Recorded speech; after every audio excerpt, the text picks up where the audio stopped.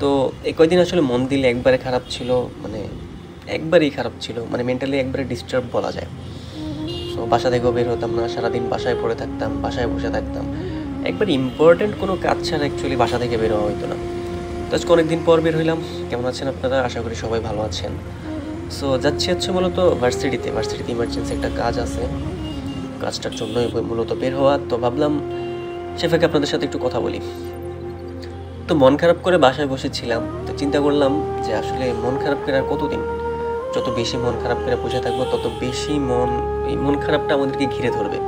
তো সেজন্য আসলে চিন্তা করলাম যে না ভাই, আর মন খারাপ করা যাবে না, অনেক ছিলাম, এখন আর মনটা খারাপ করে বাসায় পড়ে থাকা যাবে না। সো একটা জিনিস আসলে মাথায় মানে সেট করে নিছি বা ঢুকাই নিছি। জিনিসটা হচ্ছে এরকম যে সমস্যাহীন তো ভাই আর পৃথিবী হয় না। সমস্যা, অভাব, নেগেটিভিটি, অবসাদ এগুলো থাকবেই। পৃথিবীর যত বয়স বাড়ছে, সভ্যতার যত বয়স বাড়ছে, এগুলোও বাড়তে গেছে। মূলত এগুলো থেকে পালায় লাভ নাই।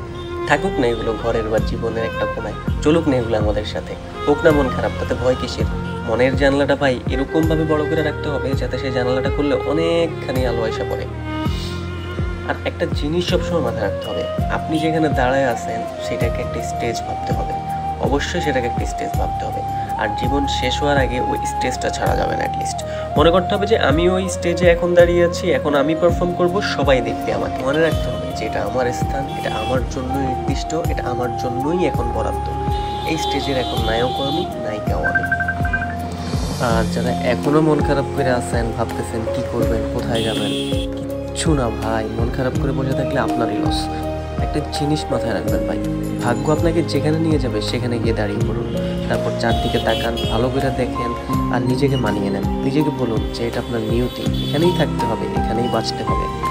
সুতরাং কাঁদা যাবে না ভাই, কান্নাকাটি করে অ্যাটলিস্ট লাভ নেই কোনো।